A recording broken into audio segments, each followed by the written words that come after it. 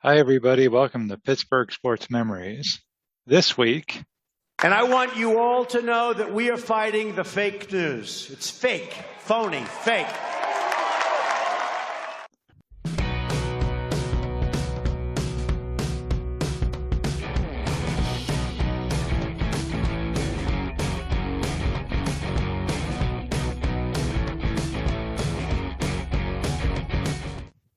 that's right. This week, we're going to be talking about false narratives. I'm Tim Hannon. With me, as always. And I'm Steve Wirt, hiding somewhere in my basement because I figure now the government's looking for me since we posted that clip. So, sometimes narratives get put out there, and if they're repeated enough, they just become reality for many people. But I think a lot of times when you go a little deeper to examine a narrative, sometimes you'll find that the real truth often differs from the narrative. And I think this happens a lot in current events. I think it can happen in our personal lives. And it most definitely happens in the world of sports. So today we'll take a deeper dive into some Pittsburgh sports narratives to see how they hold up.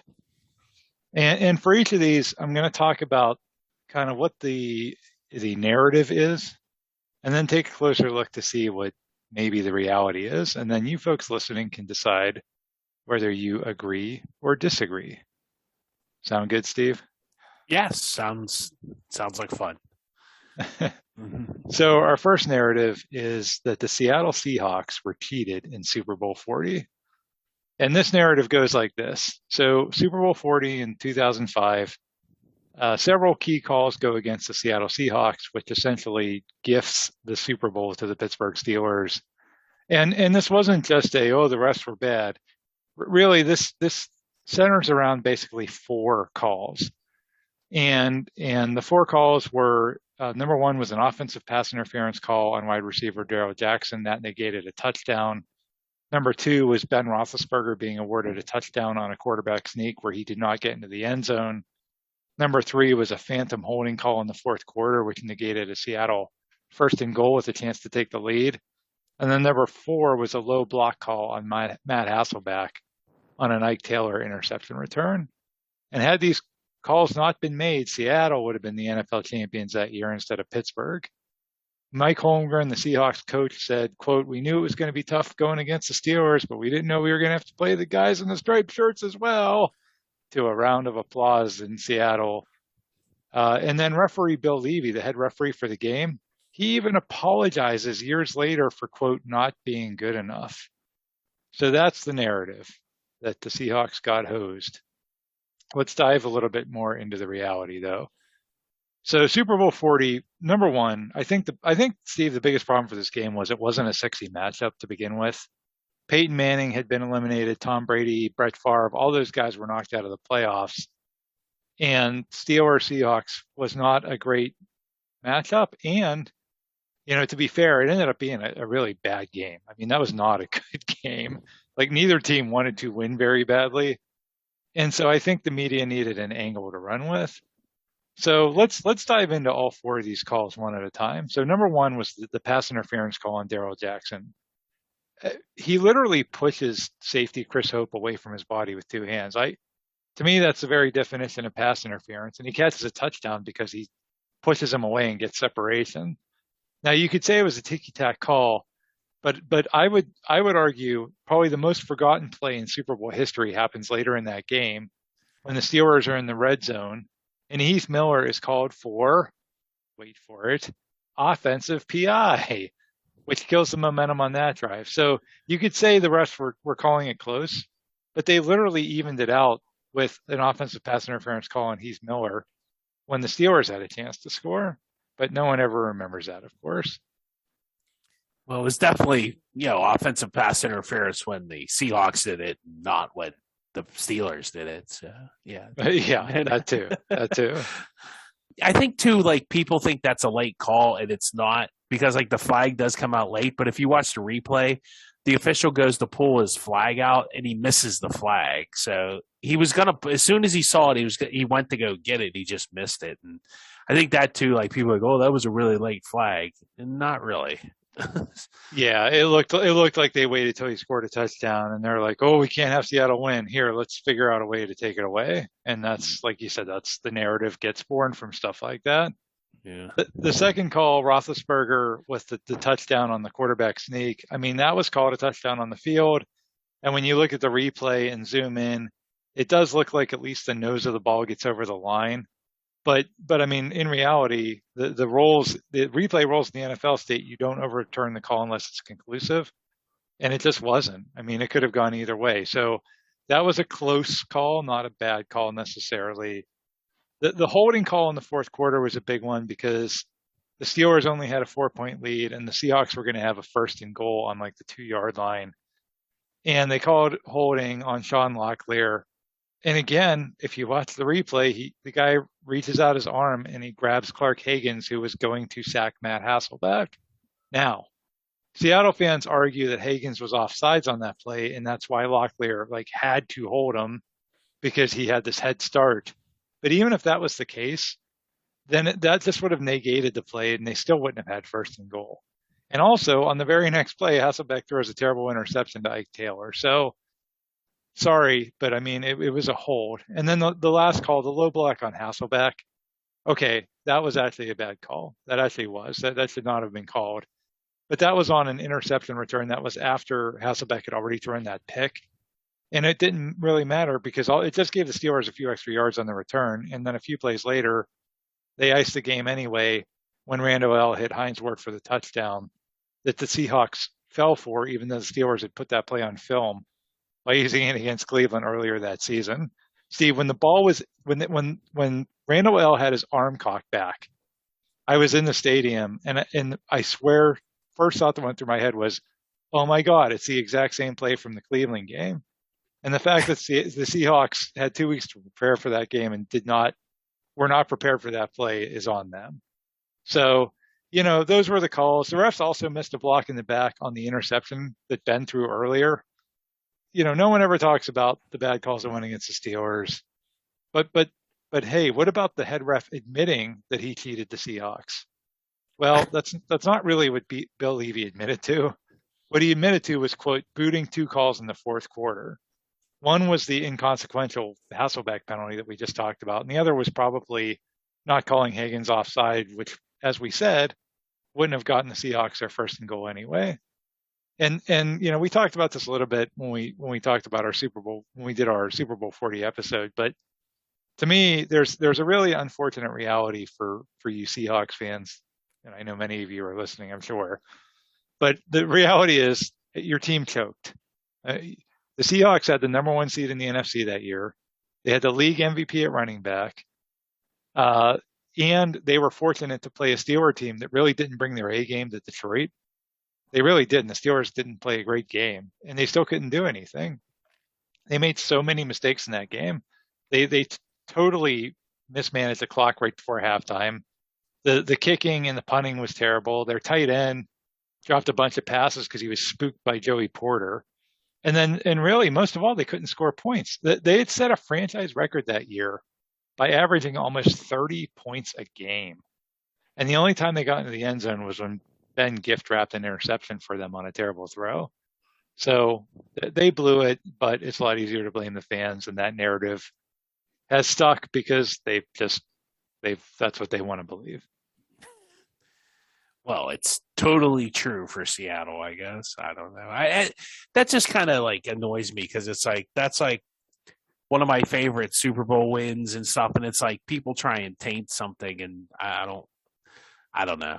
I just that's what kind of annoys me about it. It's okay, can't I just have my Super Bowl win? Why do you guys have to And I noticed that people do that more and more now, with going back and trying sour things, I guess is what I remember when the Steelers were that one year they went 11-0, a couple years, not last year before, and everybody's oh, they ain't played anybody and Mickey Mouse schedule, and this team had this, and it's come on, can't we just you won the game, nobody, I don't know. I've just kind of grown tired of that because you could go back through every Super Bowl what are we up to, 56, all 55 Super Bowls and go, okay, here's a reason why this team, shouldn't have won, like try and like cast like, I don't know, a sour taste or like rewrite history almost. So, Yep, that's very true. And like you said, in the end, it doesn't matter. The Steelers won a Super Bowl. They were the champions that year, and that's in the long run. That's all that really matters. Yeah, I don't know what to say. Like it just annoys me when it's just gotten really annoying. It's just like, I'm not going to discount like the Rams won the AFC Championship game and that guy from San Francisco dropped an interception. Does that make the Rams going to the Super Bowl illegitimate? I mean, no. It's just stuff happens, and sometimes you take advantage of a mistake and sometimes you don't. So I don't know. And again, those weren't egregious calls. They were close calls that went against Seattle probably more than they went against Pittsburgh. They weren't egregious by any stretch. All right, our second narrative is Mike Tomlin only won anything of note with Bill Cowher's players. So the narrative here is that when Mike Tomlin won the Super Bowl in 2008, it was with Bill Cowher's guys. The key players on that team, who were they? Ben, Santonio, James Harrison, Troy Polamalu, etc. They were all guys that were drafted by Cowher. Cowher basically left behind a stacked team that had just won a championship. Anyone could have won with that roster. That means, and so that narrative is always used to, indicate that Tomlin really isn't a good coach because he just rode somebody else's coattails to greatness. So let's examine that one a little closer. Here's a fun fact that people always, you talk about rewriting history. Here's one that people always forget. Cowher's players made the playoffs 4 times in his final 9 seasons as head coach. So let me repeat that. In Bill Cowher's last 9 years as head coach, the Steelers only made the playoffs 4 of those 9 years. That's not very good. The team that won the Super Bowl did so as an unlikely number 6 seed, not as some league powerhouse. And the team that Tomlin inherited went 8-8 and missed the postseason. Tomlin took over in 2007, and that was after the Steelers had gone 8-8 in 2006. So that narrative is very skewed. The other thing that I always find interesting, Cowher, one of Cowher's best teams, of course, was the Super Bowl 30 team. Well, those were all Chuck Noll players. Yancey Thigpen, Neil O'Donnell, Greg Lloyd, Rod Woodson, Carnell Lake, Ernie Mills. Those were all Chuck Noll players. Why didn't anybody say, oh, Cowher only went to the Super Bowl with Chuck Noll's players? Nobody said that then, interestingly enough. Maybe because Rocky Blyer was retired. Possibly. Yeah. I mean, Cowher and Tomlin have almost identical track records. As of the time of this recording, both coached the Steelers for 15 seasons. Each went to 2 Super Bowls. Each won 1 and lost 1. Both of those guys lost playoff games at home that they were favored in. Each guy has roughly 150 career wins. I think Tomlin has a couple more than Cowher, but not by much. So they're not, they're pretty equivalent coaches. And honestly, the truth is, a coach still has to coach. He still has to come up with a game plan. He still has to adjust during the game. He doesn't just send superstars out onto the field and just watch them trample everyone. So even if Tomlin was inheriting this amazing team, which, as we just said, he really wasn't, coach still has to coach. So I find that narrative just kind of ridiculous that, it's trying to minimize Tomlin's success because, he had a good team that he took over. I mean, everybody inherits somebody else's players, right? I mean, I guess Chuck Noll inherited whatever the guy before him's players were, but I mean, I think like I didn't realize that 4 playoff wins in 9 years. I didn't realize that, but I will disagree. I do think that 2000, the team that won Super Bowl 30 or the team that won Super Bowl 40 was still a very good team because the year before they had went 15-1. So I was pretty much the same team. It just they played in a loaded AFC. The AFC had Peyton Manning, Tom Brady, and like the Patriots were really, really good. And Denver was really good that year too, with like, their running game, and they had John Lynch and all those, Cleveland Brown defensive linemen. I mean, they're really good. So I think getting out of the AFC was a tough task.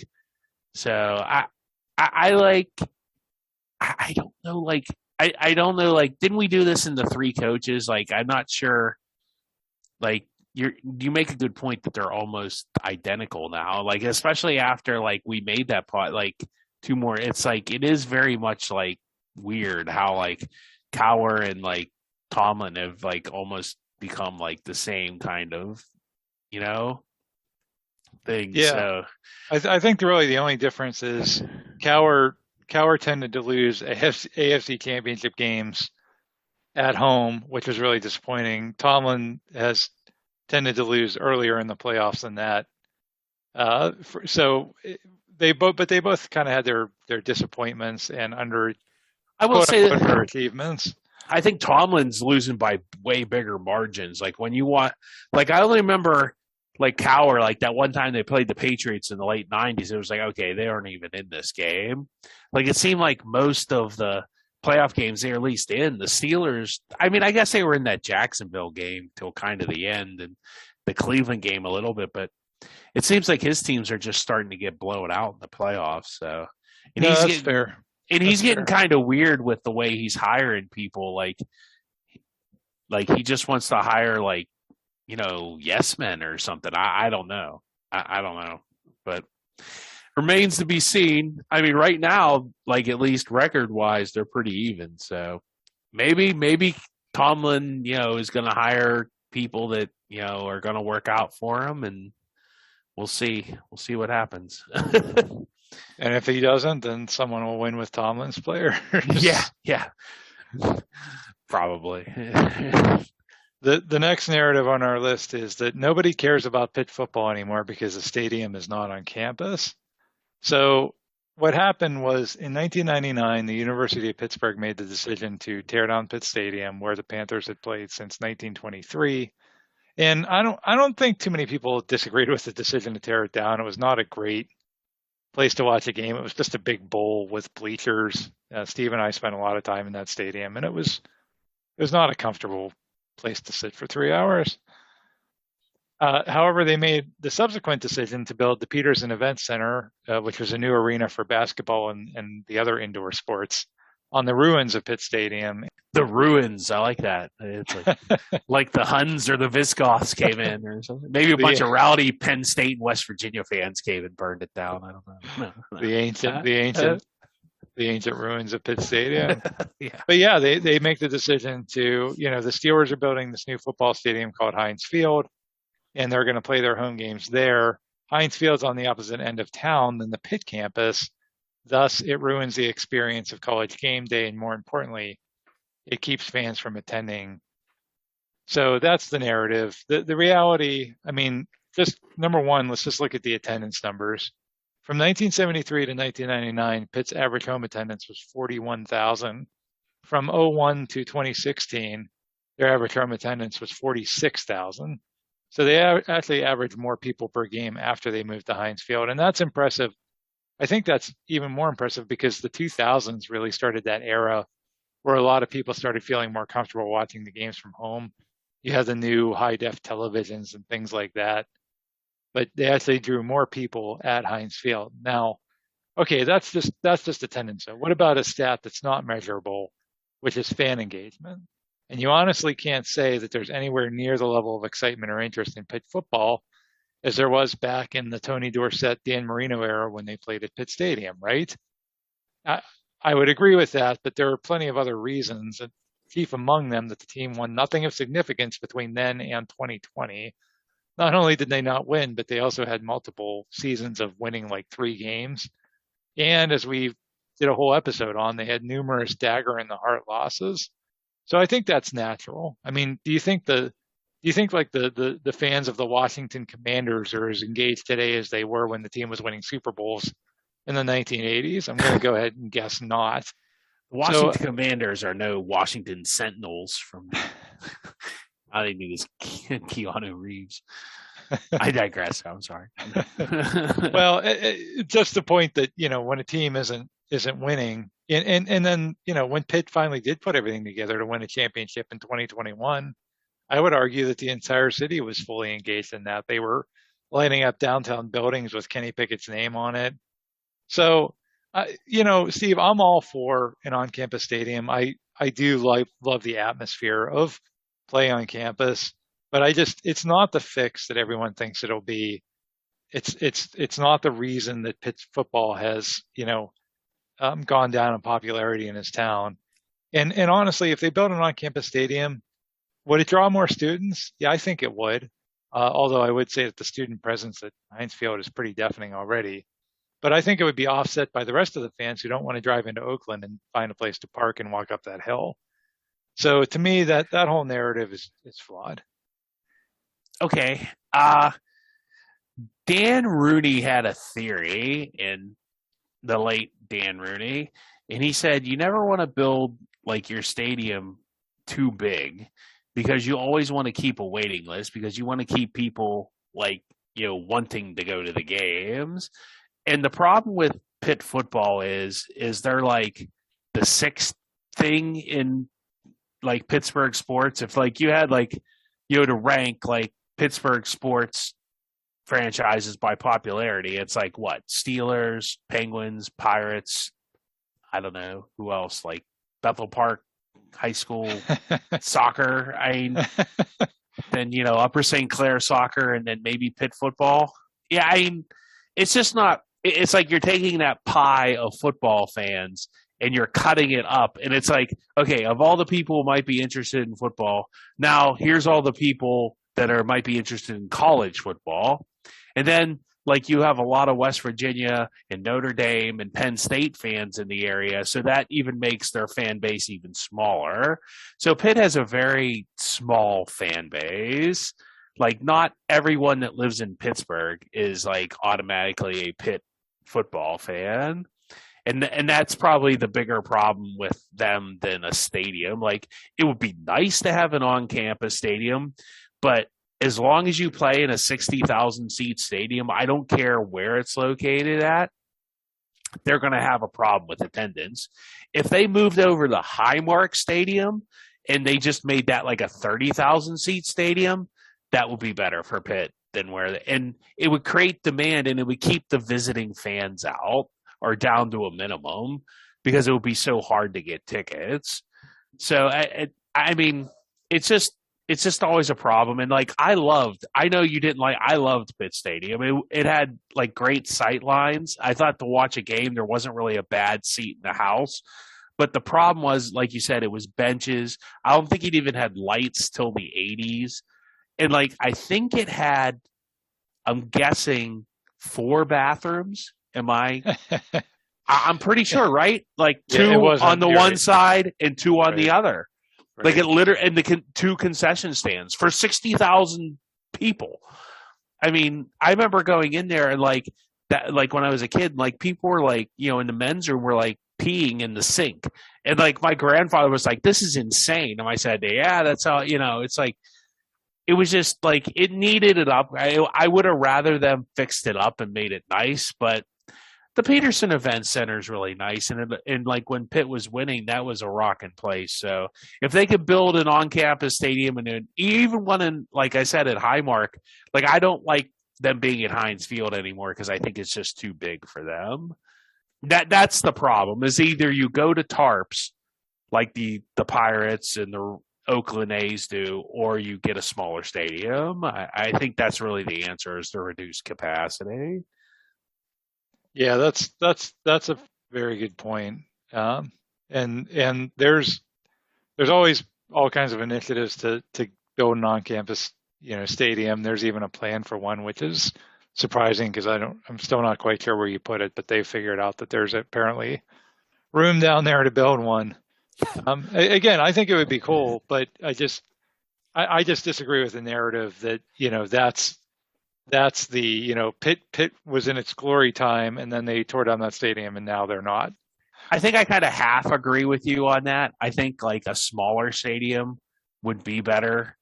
And then but the problem is like Pitt has a small fan base, Right. and that's just how it is. Now, I don't know if they'll ever have a big fan base or if they won for like 10 or 15 years like the Steelers did, if that would make them a bigger fan base. I don't know. I find that hard to believe that would, because like Penn State and Notre Dame fans are all of a sudden going to become Pitt fans. Like, I don't see that one happening.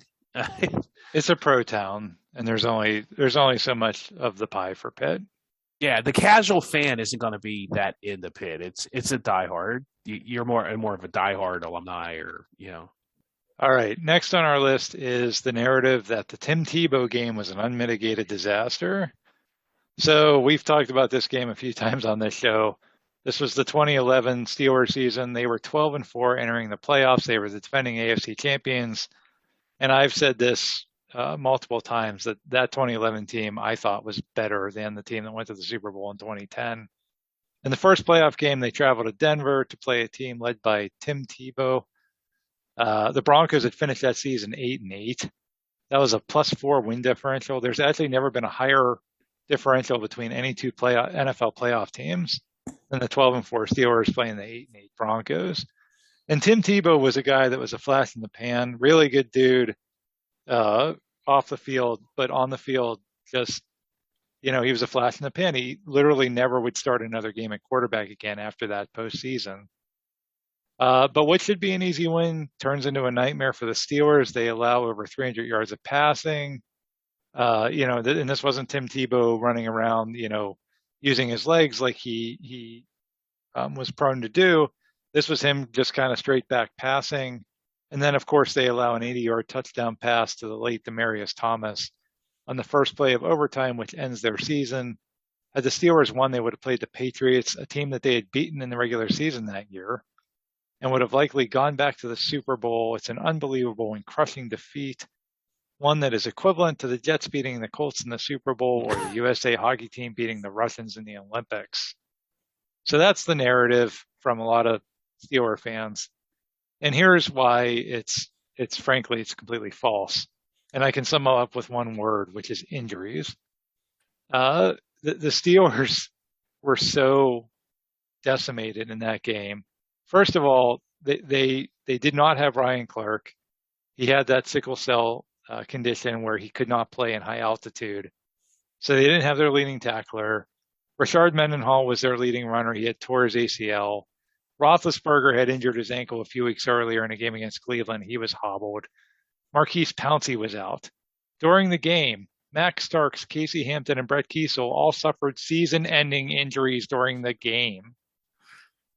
Lamar Woodley, who was still pretty good at that point, one of their best pass rushers, also gets hurt in that game.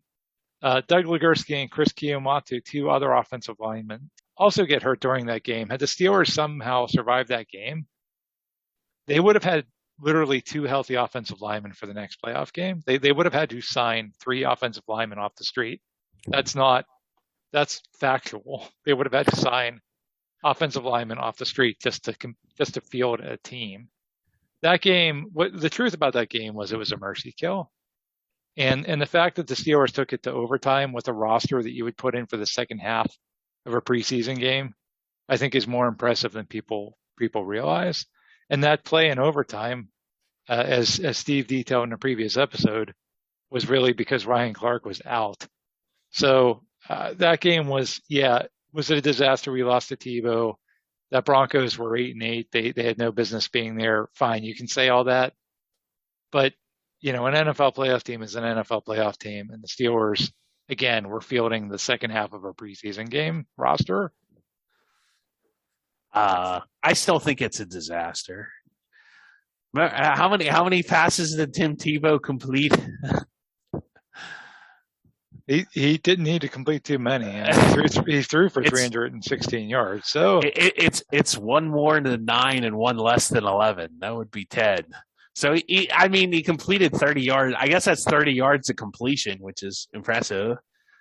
I mean, I don't know. They don't. They should have still won that. They probably do get blown out by the Patriots the next week, but come on, you gotta. They Then they still had Polamalu and they still had Harrison. And that's why they lost, is because these guys chase the ball, and you can't chase the ball against that offense.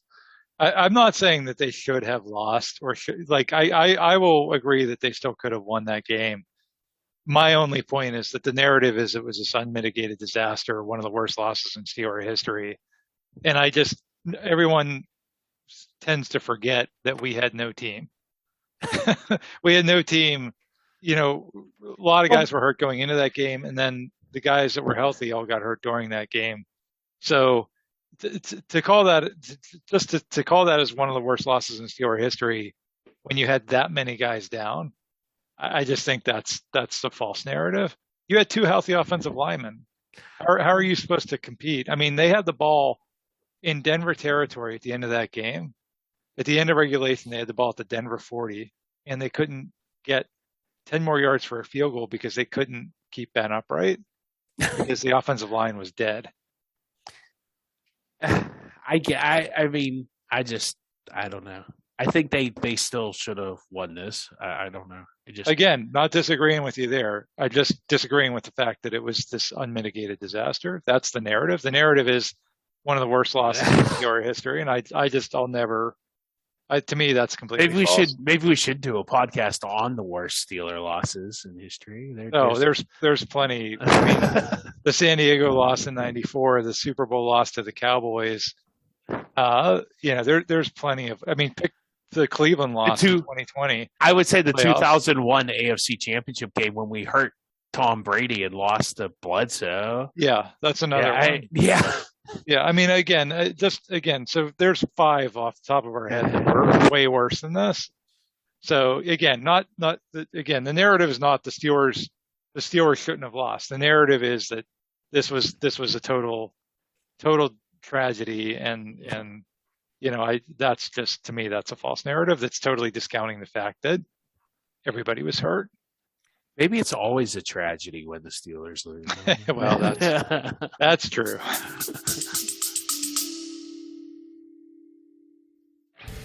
He waits. He throws the pass, and it's intercepted. George Polamalu at the 40, 35-30.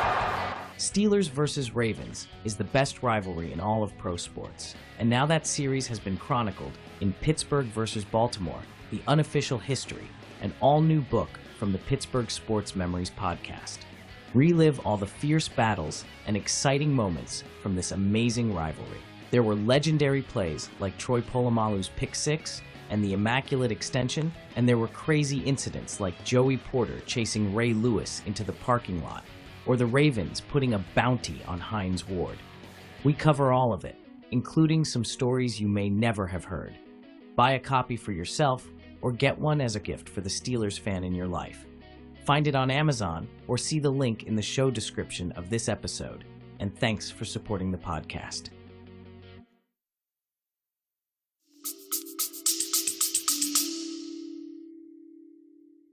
All right, the next narrative is that Mario Lemieux bought the Penguins just to recoup his money. And that narrative goes like this. Mario Lemieux, of course, retires in 1997. And when he retires, he's owed more than $32 million in deferred salary. He was owed that much because he kept deferring his salary during the 90s so that the team could remain competitive. But when his career ends, it's time to pay up. And the Penguins, of course, through a series of just completely horrible management decisions, which we detailed in a previous episode called The Goal That Saved the Penguins, they declare bankruptcy, and they're like, oh, man, sorry, Mario, we can't pay you because, bankruptcy and whatnot. And so Lemieux realizes at this point he's only going to get pennies on the dollar for his deferred salary. And he finds himself in this really lucky position of being able to take over one of the NHL's premier franchises. And, why not? He's got nothing better to do. He's a retired hockey player. And he rides the financial success of that for the next 2 decades. Fast forward to the year 2021 when Mario Lemieux sells the Penguins to Fenway Sports Group. It makes $350 million. He essentially turned that $32 million in deferred salary into $350 million. Very slick business decision, kind of similar to like the Richard Gere character from Pretty Woman, take over the struggling business, wring all the profits out of it. So that's the does narrative. Jason Alexander and Julia Roberts show up? The reality of that, of course. So that's a narrative that, I mean, I don't know that that's a common narrative, but it's one that's out there that Mario just, took over to get his money and profited greatly from it. The reality, though, was when he retired, all he wanted to do was play golf. I mean, he had zero interest in staying involved in hockey. He wasn't going to coach. He wasn't going to be an announcer. He wasn't going to be in the front office. He just wanted to play golf and spend time with his family. And yeah, he wanted his salary, but he deserved it. I mean, who deserved it more than Mario Lemieux? And after all, he was only owed that much money because he kept making sacrifices for the good of the team to defer the salary. And when he first thought about buying the team, the plan from his agent and his attorney was for him to put together an initiative that had him getting a bunch of money up front. So no one, people think like, oh, he was owed $32 million, and so they just gave him the team. That's actually not what happened at all. No one just handed him the team because he was the largest creditor. He still had to find partners. He still had to convince the league. He still had to convince the courts that his group was the best option. And even with that, at one point, it didn't look very promising that his group was going to get the team.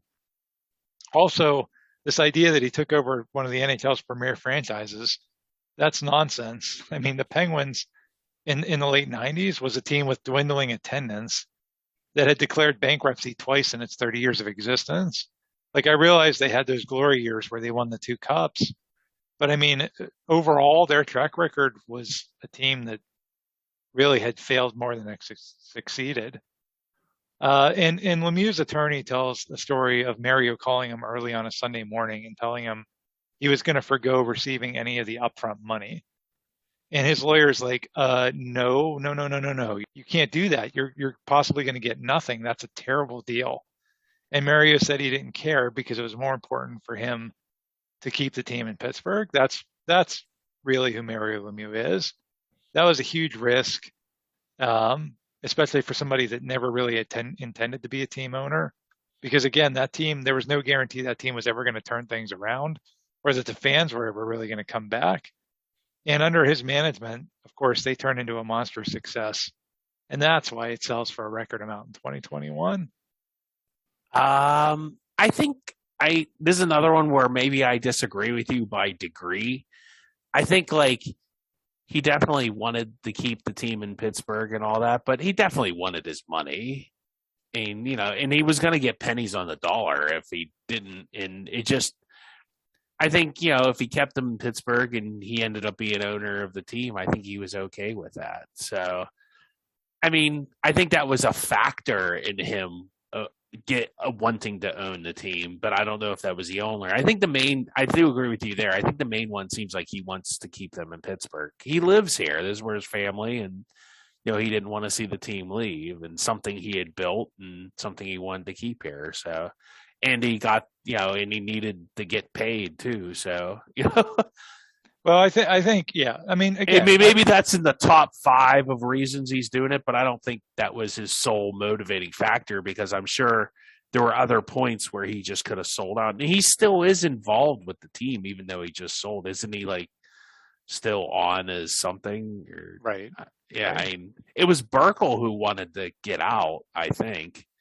And he had, like you said, he had to get partners. He just couldn't do it himself. So. No, and for sure, it was a way to try to recoup some of that money. But again, the plan was he was going to get a bunch of that up front so that he would be guaranteed to get some of his money back. I think when he went forward, again, that's why his attorney freaked out when he said he wasn't going to take any of the upfront money, because he's like, you might literally get nothing now. Like, you literally might get nothing because, again, the team could have just hemorrhaged money like they had been doing the last 10 years. And that's where again, he said it didn't matter because, like you said, Steve, the primary motivation was he'd spent his whole career building hockey in Pittsburgh. Hockey was nothing in Pittsburgh before he came here, and he didn't want to see it torn down because of stupid business decisions or by some owner that was just going to, move the team somewhere else. Yeah, because weren't they going to sell to the BlackBerry guy, Jim Boselli?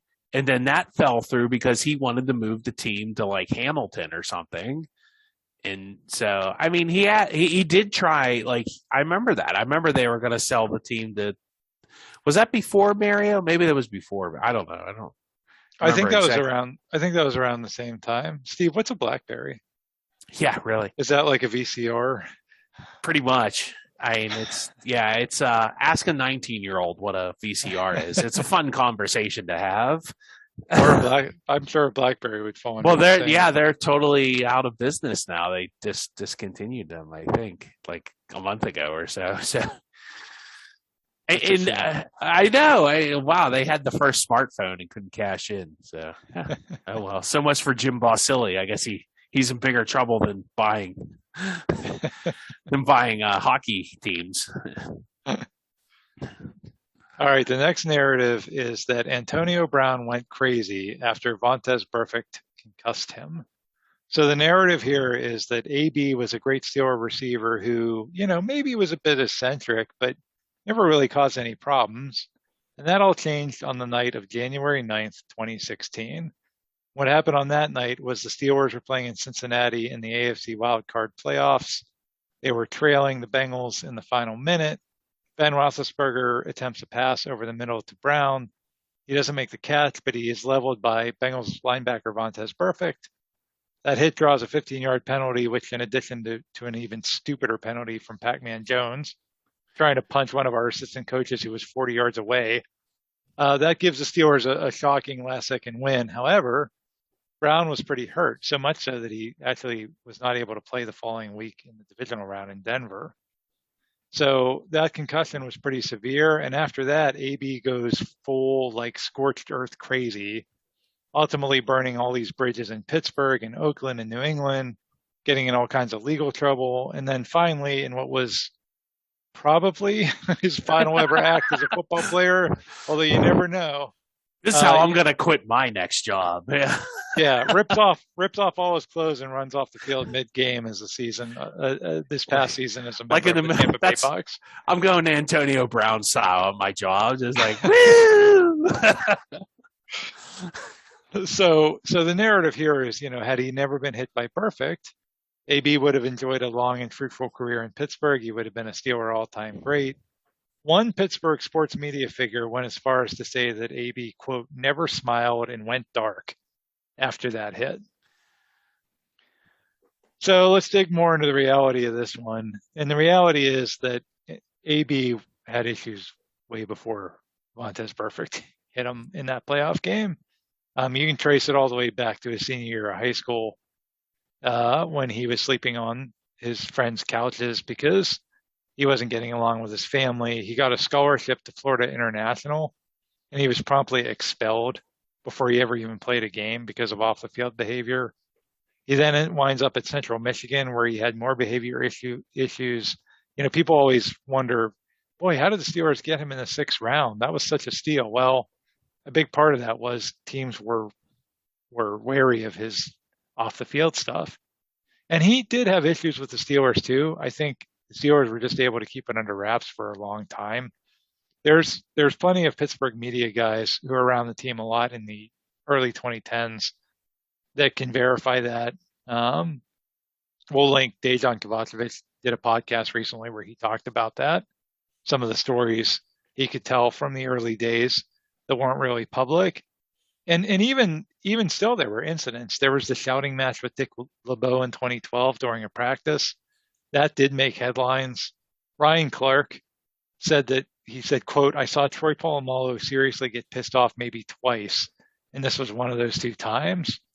Troy actually went up to the coaches and wanted them to designate the receivers as live targets so that he could go level Antonio Brown. I mean, this is Troy Polamalu, probably the easiest going dude on the planet. Literally, asked the coaches if they could make them live, and he was like heated, angry about it. He just wanted to take a shot at Brown.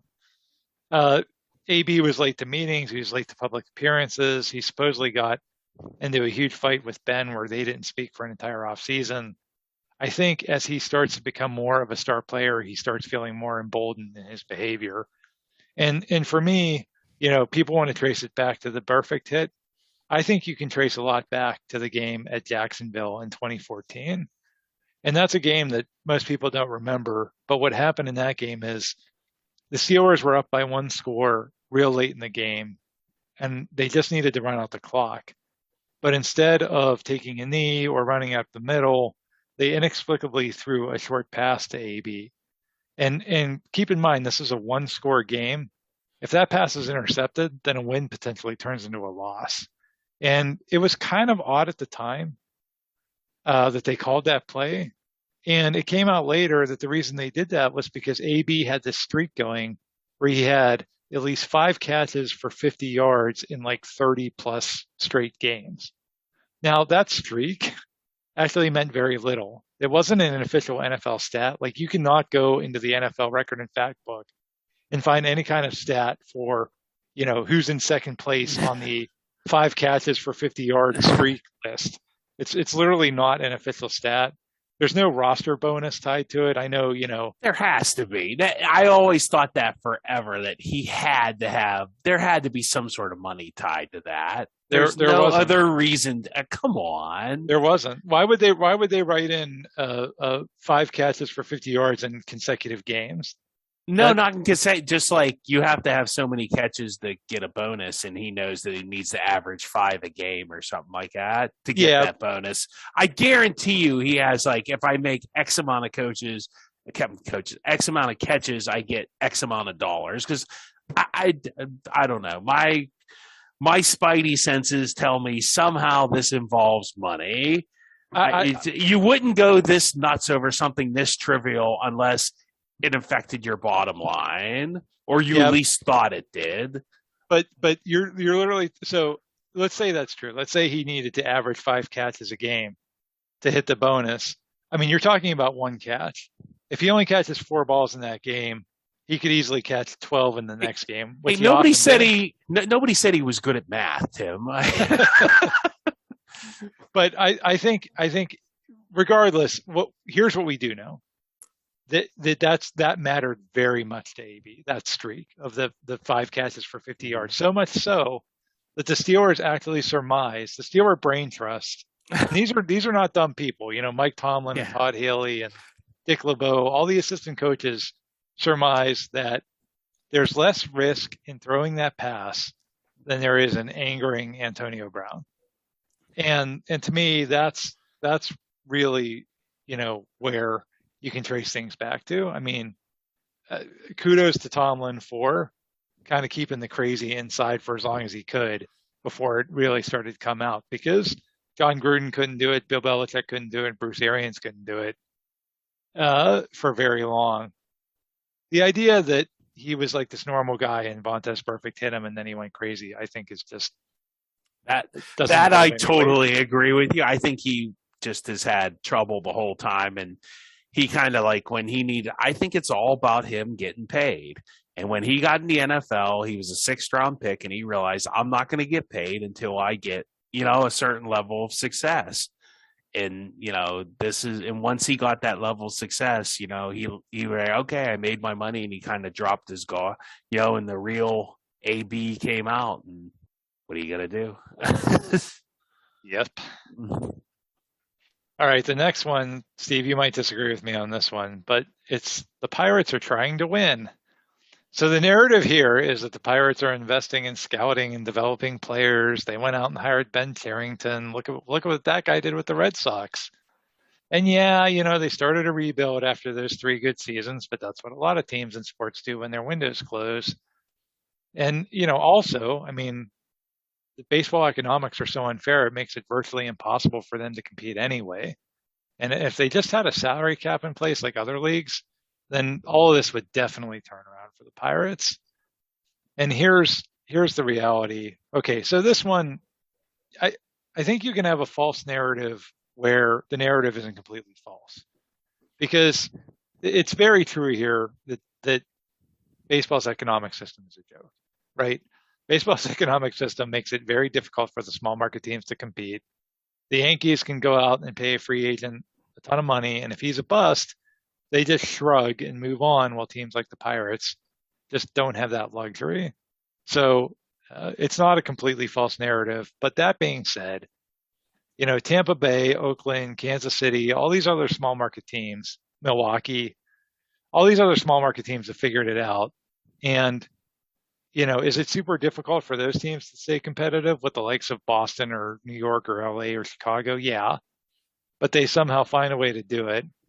And then the idea too that a salary cap would fix everything. I mean, there are still terribly run franchises in leagues where there are salary caps who lose more than they win. And I'd say look no further than the NFL. Look at franchises like Detroit or Jacksonville or Miami or both of the New York teams.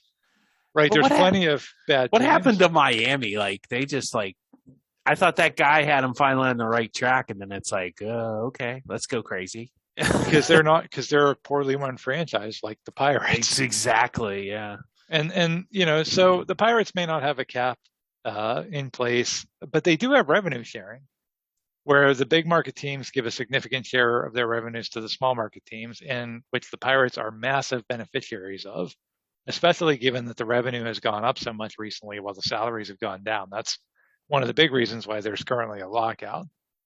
The truth is that the Pittsburgh Pirates exist to enrich the owner. It's not for the community, even though the community paid for the stadium, which is one of the big revenue generators. There's really no motivation to win either. I mean, if we're really being honest, Bob Nutting already gets revenue from TV and from the rich teams, like we said with the revenue sharing. I think the only big increase he would get if they fielded a good team would possibly be more people coming to the games.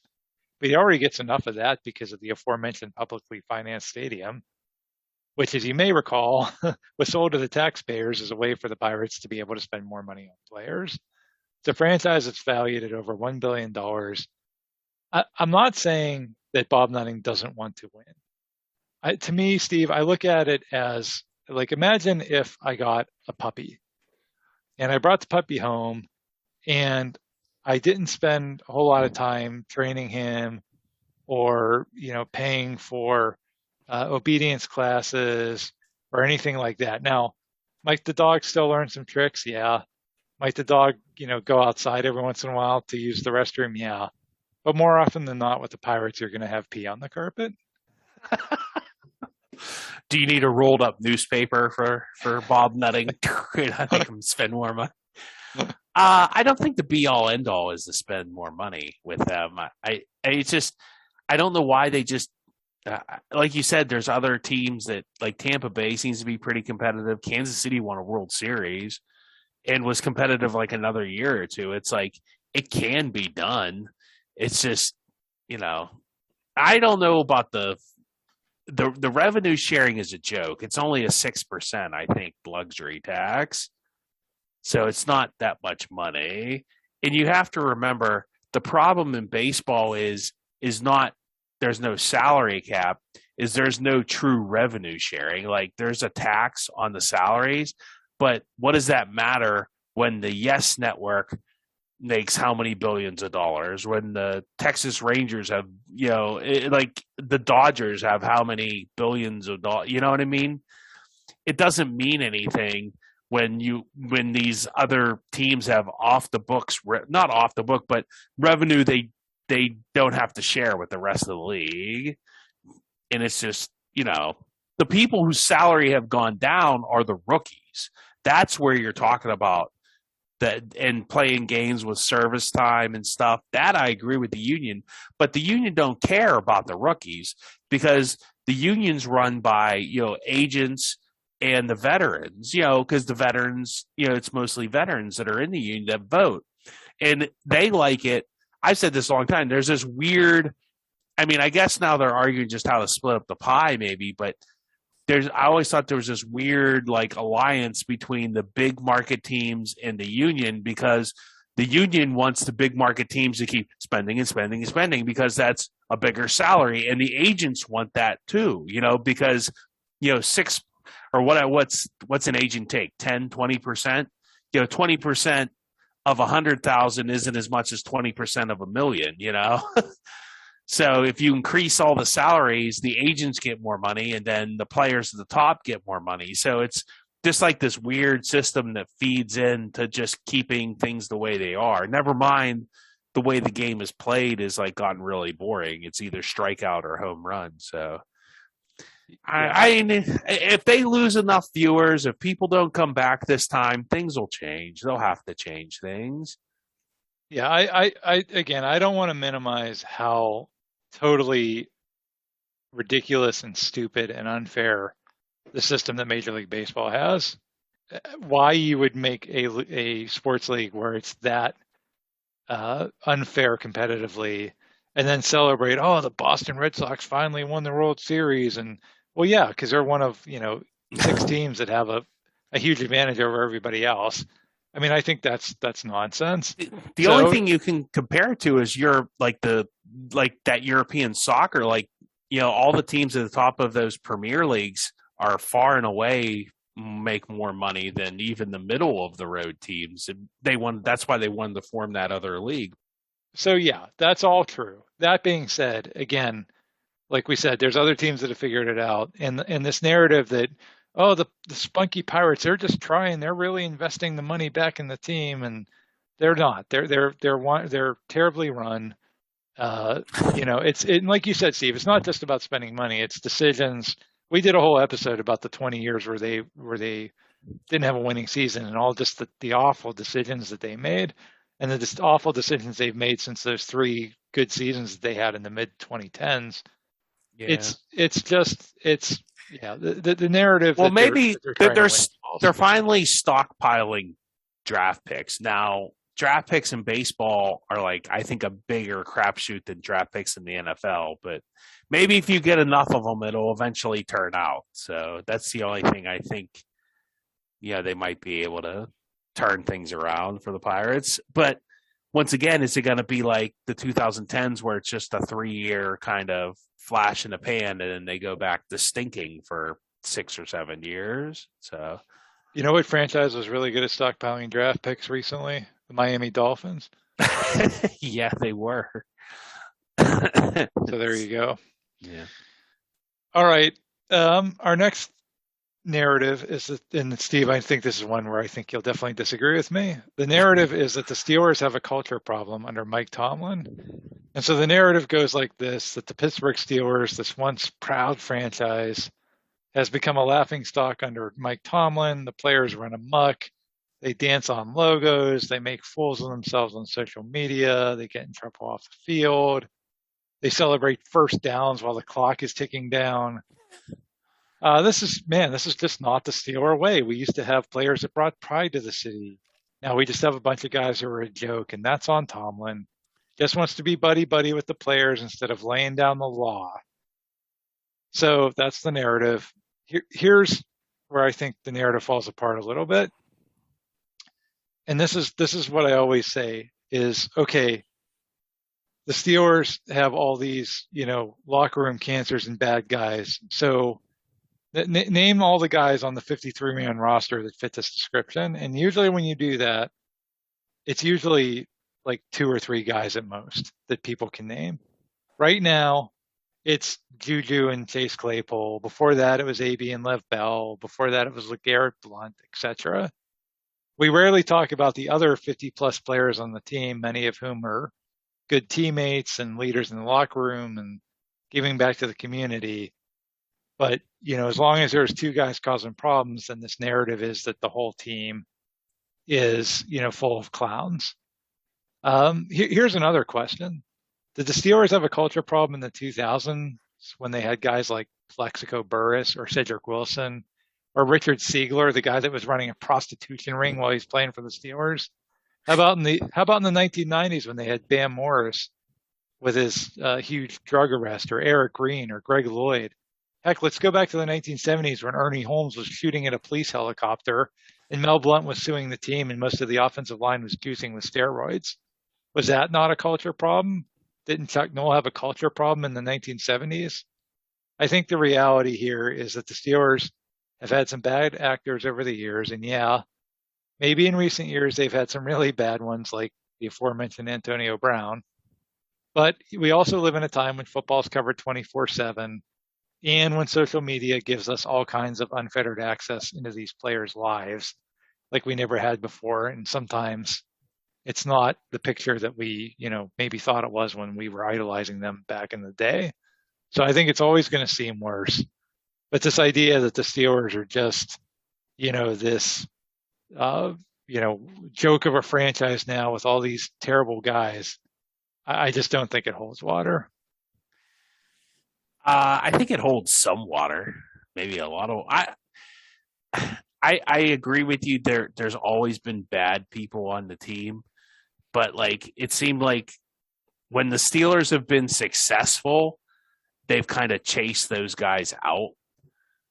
Like Plexico. I don't know if Plexico Burris was a bad guy, but he was kind of a goofball, and like the whole spiking the ball when he wasn't touchdown, but that's like on it. It's like he never I don't remember him ever shooting it. Well, he shot himself, but that was in New York. So, but it's always been like that too, where the stars of the team get away with, and that goes back forever. Like the star, if you're a star player or, a top starter, you can get away with a lot more than like a guy who's like, if you're on the, special teams or the practice squad, you screw up and that's fine. They're just going to get rid of you and replace you. So you always had that dynamic going on, and that's on every team. But I will say this, I mean, maybe just because I don't follow the Patriots that closely, but you don't see this kind of stuff under Bill Belichick per se. But you do see it other places. I mean, you do see like people act like goofballs, and maybe it's just like getting older too, like the culture in general, Like I thought that for a while about Chase Claypool. Was that a game against the Colts where like he was on the sideline? He wasn't even he just starts like clapping at some guy from the Colts or something. And then didn't Dallas, was he the one that wanted to go stand on the star like Terrell Owens, and like Connor had to stop him? So but like again, he goes back to you had one guy that wants to be an idiot and you had another guy that stops him. So I don't know. Does that make it a whole culture problem? I think I don't know. It just doesn't seem like sometimes they have very much discipline the last couple of years. And then I don't know that and there were times they did, like, I just think of that team that won those Super Bowls and was so good from like 2004 to like 2010. There was definitely a different culture for that era of team. Like you might have had like Kimo von Oelhoffen literally said that, like you might have a guy in here that acts like an idiot, but they'll get rid of him. So maybe it just depends on the group of players that are there at that moment and how much it's tolerated or not. So, I mean, didn't Devin Bush like post some, like you said, like way back when Devin Bush could have been looking at whatever crazy cat videos he was and nobody would have known the difference. Right. Now he's posting them on the internet or having his dad, you don't know is a sign, It's way worse with social media and in your family. You can't stop your family from posting stuff, I guess. So. Yeah, look at Odell Beckham, what happened with him in Cleveland. I mean, this is the kind of stuff that just didn't happen 20, 30 years ago with social media. And yeah, you have guys that are, I think too, the winning, you talked about those teams that went to the Super Bowls in the 2000s. Winning takes a lot of that away. And they got rid of Cedric Wilson after that, but then they kept James Harrison, who was right, like, acting all crazy. But once again, Cedric Wilson was on a shorter leash than James He was Harrison. expendable. Expendable. Santonio Holmes got into a lot of trouble when Cowher was still the coach, and they kept him because he was a first-round draft pick. I mean, that's always going to be the case, that you're going to keep the guys that are good, and you're going to, Richard Siegel was a prostitution ring guy. I mean, he was a nobody. It was easy to get rid of him. So that's natural. And again, winning covers everything. We talked earlier in the episode about Cowher having the 4 playoff teams in his last 9 years. Remember the late 90s, those teams, how bad some of those teams were? The one team that won 6 games in 1999, they weren't very disciplined. The defense was terrible. And people were saying that at the time, this once proud franchise, and these guys aren't even prepared for the game. I think sometimes when you just have bad teams, you have bad teams. And the Steelers, I think the last few years have not had a great team, and it's been masked by the fact that they've gone to the playoffs a few times, but it has not been a great team. Definitely nowhere near those teams that they had in the 2000s. So I just think that again, when you line up eras, when you compare stuff that was happening in the 70s, I don't think that it's a way bigger culture problem today than it might have been back then. I would say it's still a culture problem, though. Now, maybe it's just been consistently bad the whole time, but it's definitely. Well, and your point maybe it's about, just a problem with our culture. Maybe I don't know. Maybe it's a bigger issue. And your point about Belichick is totally true. I just don't know that it's fair to ever compare anything with Belichick. I mean, he might. I think he sweeps a lot of stuff under the rug too. I think stuff happens and you just don't see it. Like somehow he has it covered. Or look how quickly he got rid of Brown. I mean, how long did Brown last there? Right. 2 weeks. Right. Yeah. So I if that's the gold standard, that's totally fair, and he's earned that. But to your point, I'd be hard pressed to name one other team that has that clean of a track record. Absolutely. Yeah. All right, that's really all of our narratives. I had one last category, which really isn't a false narrative, but it's kind of in the same ballpark. So I wanted to cover it at the end here. And this I'm calling things that people selectively care about. And so what I'm talking about here is things that people seem to only really care about or make a big deal about when they happen to the non-Pittsburgh sports team. So I'll give you 3 really concrete examples here. Number 1 is the NFL overtime rules. This past January, you had a ton of talk about that, especially after the Buffalo-Kansas City playoff game where the Bills never got the ball in overtime, and what a tragedy, and this shouldn't happen, and we need to alter the overtime rules. Of course, when Ben Roethlisberger in the aforementioned Tim Tebow game never got to touch the ball in overtime, no one really cared then. And of course, that was the first time for the rules where you could kick a field goal and keep playing.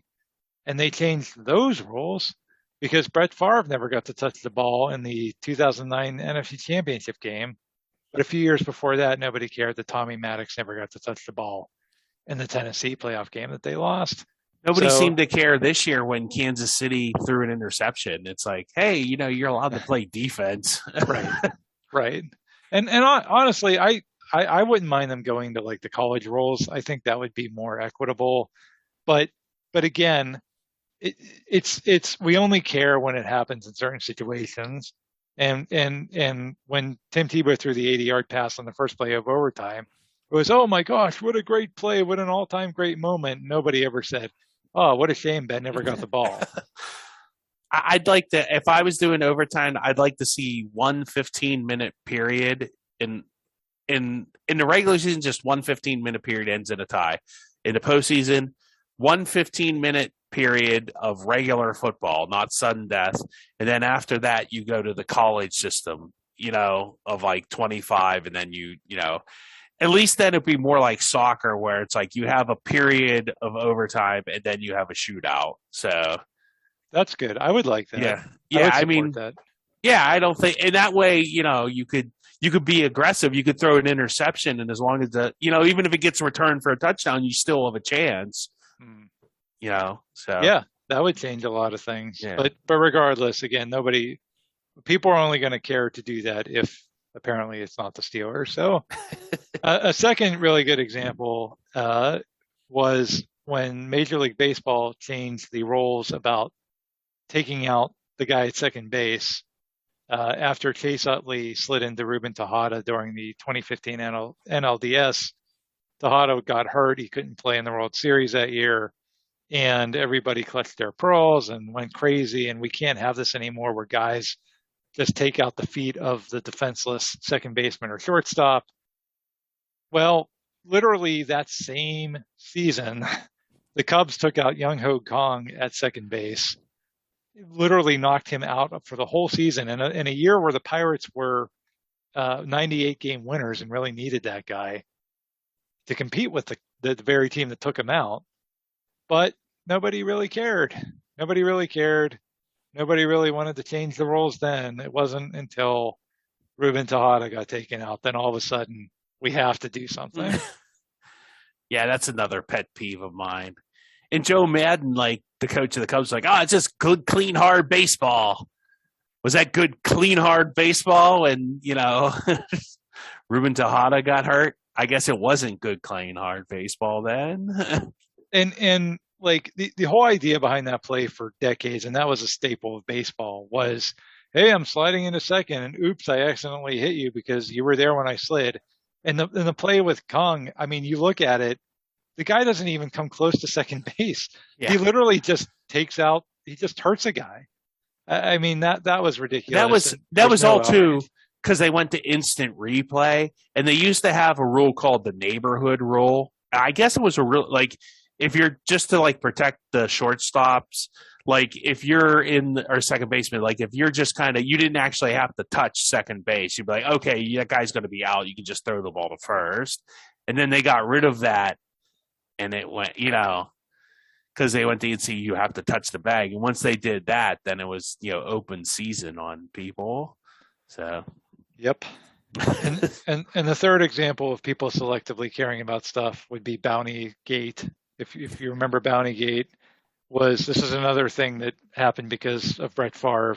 So the Saints had put a bounty out on Brett Favre in that same NFC Championship game where he didn't get to touch the ball in overtime. And oh my gosh, I mean, the media just fell over backwards. Peter King for Sports Illustrated, I remember he actually went down to Mississippi just so he could hold Brett at night because he was so worried about him. I'm pretty sure that happened. And of course, we had to make a huge deal. The Saints had to be punished. Their head coach had to be suspended for an entire year. We can't have this in the game. And literally one season before that was 2009. In 2008, the Baltimore Ravens, this wasn't, now the Saints thing was alleged, and, they had enough evidence and all that, but the Ravens. It was a rule in 2008 too. You weren't allowed to do that. Yeah. You weren't allowed to do it. The Ravens publicly come out. Terrell Suggs publicly comes out and says they have a bounty on Hines Ward. Literally announces it to the world. No, he said they had a bounty on Rashard Mendenhall because Ray Lewis separated his shoulder, and Ray Lewis collected money on it. Yeah. I mean, yep. And I'm sure they had a bounty on Hines Ward too, and totally got away with it. Nothing was ever done about it. Nobody cared. Nope. No media outrage. No John Harbaugh getting suspended for an entire season. Nothing was done. Just ho-hum, move on. But when it happens to Brett Favre, oh my gosh, we have to. And these are all things, again, like Steve and I said, we think the overtime rule should be changed. I agree with they shouldn't be able to take out the second baseman, and bounties were a bad thing. Like, these are not decisions we disagree with. It's the fact that people only cared at select times, and that's just annoying to me. Really annoying and hypocritical. That's life. Yeah, well, that's life. People don't. It's all who it's being done to. Exactly. So that's our list. I have a few honorable mentions that I thought about covering. One was the fault of the narrative that Joe Paterno knew nothing. I thought that was way too weighty of an issue to just devote a small segment of an episode to, and a huge can of worms to open. So I skipped that. The narrative that the Steelers protested the national anthem in Chicago. We talked about that in our soap opera season episode. That's a false narrative. The narrative that Art Rooney made the Steelers who they are, that was really, Art Rooney was a great guy, and the Steelers exist because of him. But it was really his son Dan that turned the Steelers into a winner. And then I had a couple of narratives that really aren't false, but like are no longer true. So, for example, like Ben Roethlisberger is a bad guy, or Sidney Crosby is a crybaby. I think at one time, those narratives definitely had merit, but those guys changed as they got older, and a lot of people just want to stick to this narrative from literally like 2006. when they describe guys. People like aren't that. allowed any personal growth. So. Yeah, exactly. So, but I didn't include those because again, those are kind of narratives that don't fit anymore, but people cling to because they want to cling to. Steve, anything I forgot? No, not that I can think of. Just I remember like also in Bountygate, like the Saints, like the week before. I think it was maybe the same. Did they play the San Francisco the week before? I don't know. They played San Francisco one year and literally jumped on Alex Smith's head like 5 times. It's like nice. The way the NFL only cares about safety when it's not Alex Smith, apparently. But Right. That's all I got. So. Yeah, I probably could have done a whole episode on just that selective category, but like I said, it wasn't quite false narrative, but I thought it just kind of fit into the same sort of territory, so I wanted to include that. All right, everybody, thank you so much for listening. Please check us out on the web or on social media. All those links are in the show description. Please spread the word about our show. That's how we get new listeners. Thanks for listening, and we'll catch you next time.